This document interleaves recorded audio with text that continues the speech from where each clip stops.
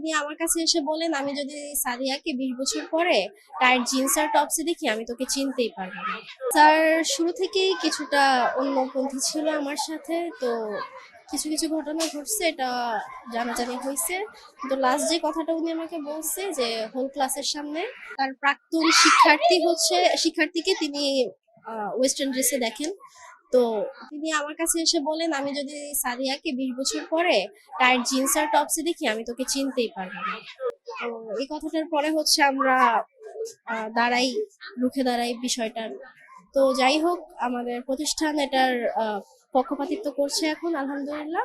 এবং তারা আমাদেরকে আশ্বাস দিয়েছে যে এই বিষয়টার সুষ্ঠু বিচার করবে এবং সুষ্ঠু পদক্ষেপ নেবে। আগে ঘটতো বলতে টুকিটাকি হতো, বাট আমরা তেমন ভাবে মুখ খুলিনি। তো লাস্ট অবধি আমরা বলি, আর এটাই আর কি।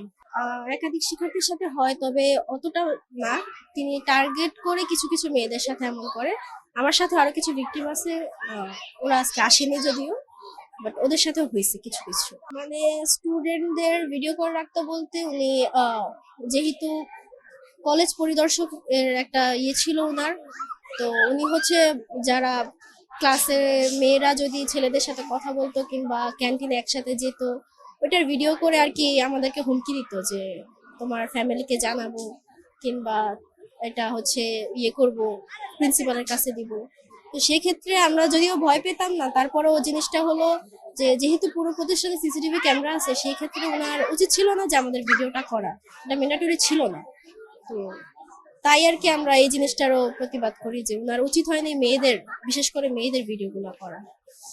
ওনারা আমাদেরকে কালকে আশ্বাস দিয়েছে যে তারা খুব দ্রুত জিনিসগুলো সমাধান করবে এবং তারা আমাদের সুষ্ঠু বিচার জানিয়ে দিবেন।